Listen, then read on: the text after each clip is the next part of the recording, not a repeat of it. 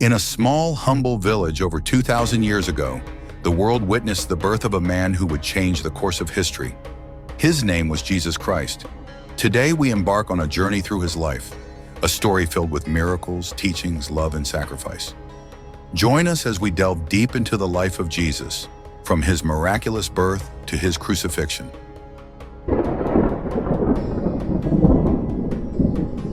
The life of Jesus Christ.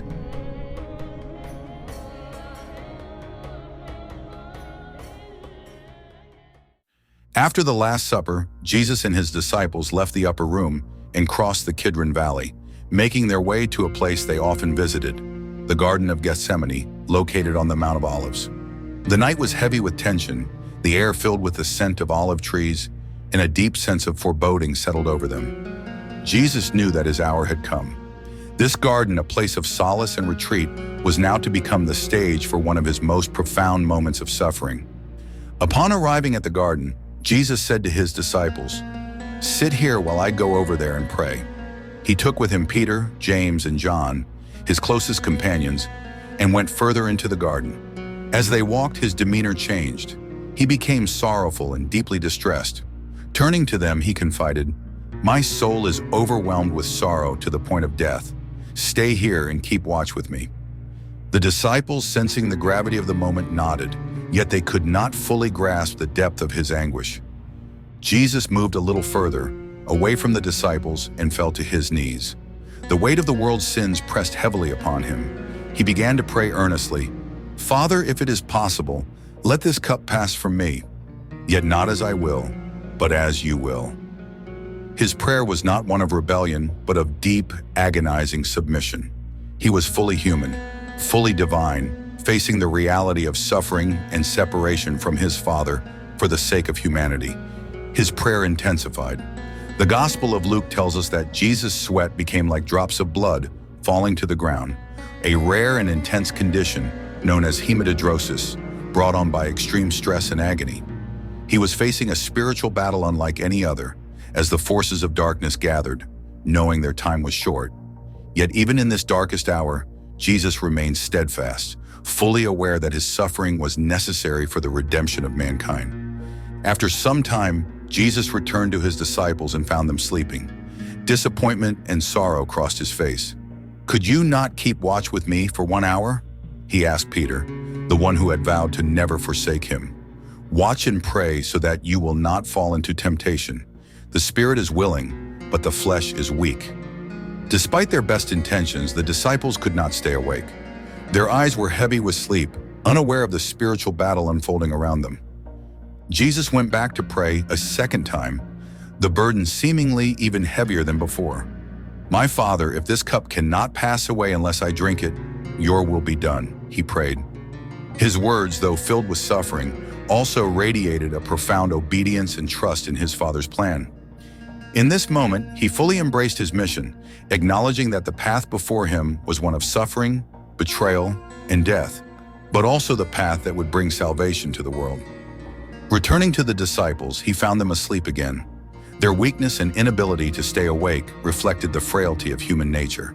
Jesus did not rebuke them further, but understood their limitations. They were his chosen companions, yet they could not comprehend the magnitude of what was happening. The loneliness of his mission became ever clearer. For the third time, Jesus went back to pray. His prayer, though similar in words, was deeper in resignation and resolve. By now, he was completely surrendered to his Father's will, prepared to drink the bitter cup of suffering. There were no more pleas for the cup to pass, only the acceptance of his fate. He knew the suffering he was about to endure was for the sake of all humanity, for you, for me, for everyone who would ever live. At this moment, an angel from heaven appeared to Jesus, strengthening him.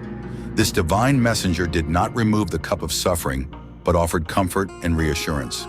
The Father's love was still with him, even in this darkest hour. It was a brief moment of solace, a reminder that he was not alone in his suffering. With renewed strength, Jesus rose from his place of prayer, ready to face what lay ahead. As Jesus returned to his disciples for the final time, he saw them still sleeping. "Are you still sleeping and resting?" he asked. Then, His tone shifted to urgency. Look, the hour is near, and the Son of Man is betrayed into the hands of sinners. Rise, let us go. Here comes my betrayer. At that moment, a noise broke the stillness of the night. The sound of approaching footsteps, the flicker of torches, and the glint of weapons. Judas Iscariot, one of his own 12 disciples, was leading a group of soldiers and officials sent by the chief priests and Pharisees. Judas, the betrayer, stepped forward and greeted Jesus with a kiss on the cheek, a common greeting, but now a sign of betrayal. "Greetings, Rabbi," he said. Jesus looked at him with sorrowful eyes and asked, "Judas, are you betraying the Son of Man with a kiss?" The soldiers moved in, ready to seize Jesus. In a sudden surge of emotion, Peter, ever impulsive, drew his sword and struck the servant of the high priest, cutting off his ear.